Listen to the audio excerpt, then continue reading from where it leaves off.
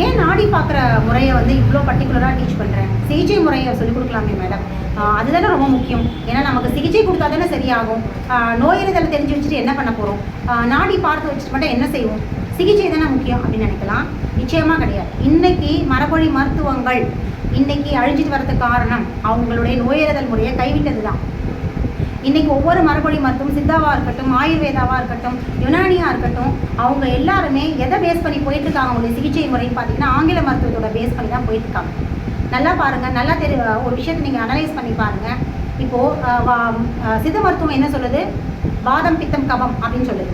ஆயுர்வேதா வாதம் பித்தம் ஸ்லேத்துமம் அப்படின்னு சொல்லுது.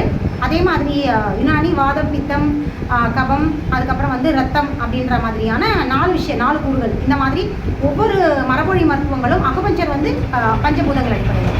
ஸோ இப்படி ஒவ்வொரு மரபொழி மருத்துவங்களும் இந்த மாதிரியான பஞ்சபூதங்களோட அடிப்படையில் தான் நோயறிதல் முறைகள் இருக்குது. நாடி பார்த்து தான் சிகிச்சை தருவோம். ஸோ வாதத்தில் என்ன பிரச்சனை இருக்கோ அதுக்கேற்ற சிகிச்சை முறையை அந்த நிமிஷம் அவங்க அந்த மருந்தை தயாரித்து கொடுப்பாங்க. ஸோ வாதத்தில் கபத்தில் என்ன பிரச்சனையோ, கபத்தில் பிரச்சனை இருந்தாலோ, வாதத்தில் பிரச்சனை இருந்தாலோ, இல்லை பித்தத்தில் பிரச்சனை இருந்தாலோ, எதில் வந்து அது கூடியிருக்கோ குறைஞ்சிருக்கோ, வாதம் கூடியிருக்கா, வாதம் குறைஞ்சிருக்கா, கபம் கூடியிருக்கா, கபம் குறைஞ்சிருக்கா, பித்தம் கூடியிருக்கா, பித்தம் குறைஞ்சிருக்கா. ஸோ இந்த மாதிரியான கூடுதல் குறைதலை வச்சு தான் அவங்க வந்து மருந்து தயாரிக்கிறாங்க இல்லையா? ஸோ இப்படியான ஒரு அடிப்படையை வச்சுக்கிட்டு நோயறிதல் முறையும் இந்த சிகிச்சை முறைக்கான பேஸ் அடித்தளத்தை வச்சுக்கிட்டு இருக்கிற சித்த மருத்துவம் இன்றைக்கு ஆங்கில மருத்துவத்துடைய லேப் ரிப்போர்ட்டை பார்த்துட்டு ட்ரீட்மெண்ட் கொடுக்கும் பொழுது எப்படி வந்து அந்த மருந்தை தயாரிக்க முடியும்? எதை பேஸ் பண்ணி? கபம் சூரண குடிநீர் அப்படின்றது என்னது? கபம் கூடுன, அதாவது கபம் கூடி இருக்கு.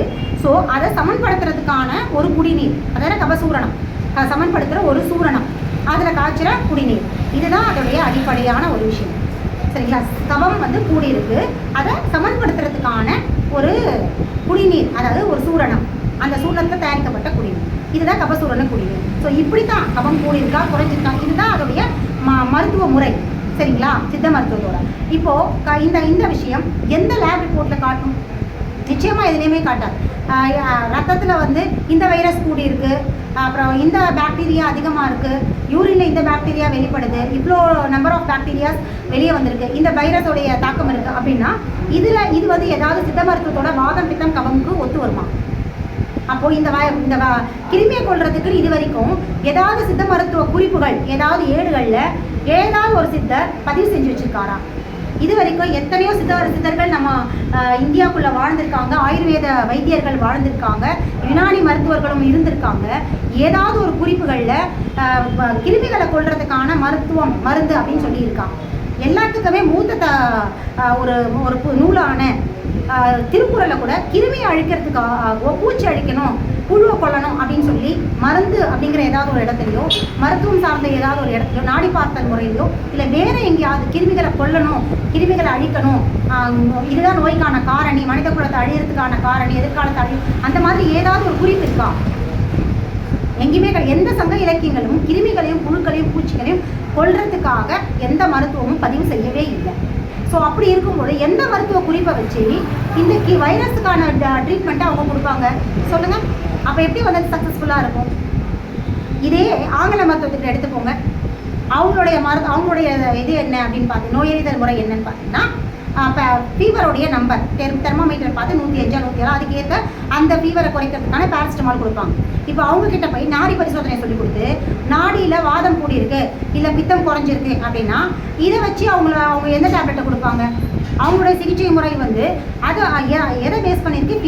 ஃபீவரை வந்து குறைக்கிறது, சளியை குறைக்கிறது, லூஸ் மோஷனை கண்ட்ரோல், எல்லாத்தையுமே கண்ட்ரோல் பண்ணுறதும் குறைக்கிறதுமான ஒரு விஷயம்தான் அந்த மருத்துவ முறை. அதோடைய இது அப்படி இருக்கும்பொழுது இங்கே வந்து இம்பேலன்ஸை பேலன்ஸ் பண்ணுற ஒரு மரபொழி மருத்துவங்களை, பஞ்சபூதங்களை பேலன்ஸ் பண்ணுற ஒரு மருத்துவ முறையை எப்படி வந்து அதோடைய நாடி பார்த்தல் முறையை வச்சு ஆங்கில மருத்துவத்தால் எப்படி சிகிச்சை அளிக்க முடியும்?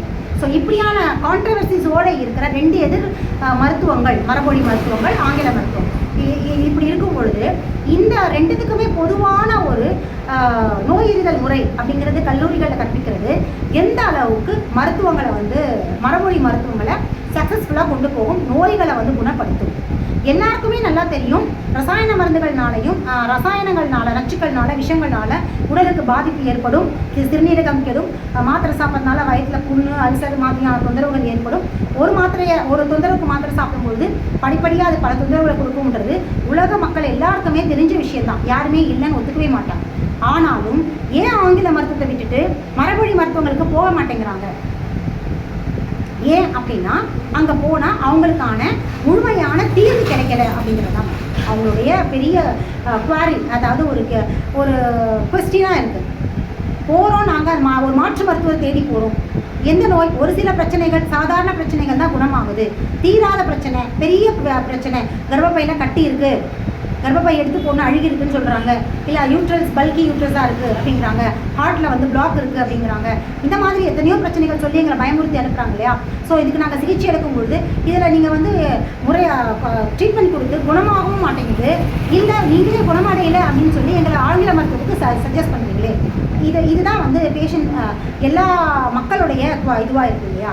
இதுக்கு என்ன காரணம் அப்படின்னு பார்த்தீங்கன்னா இந்த பரிசோதனை முறைகளில் ஏற்படுற பிரச்சனைகள் தான், நோயறிதல் முறையில் இருக்கிற குழப்பங்கள்னால தான் இன்றைக்கி மரபொழி மருத்துவங்களால் சரியான சிகிச்சையை கொடுக்க முடியாது. அப்போ சிகிச்சையை மட்டும் தெரிஞ்சு வச்சுட்டு என்ன பண்ண முடியும்?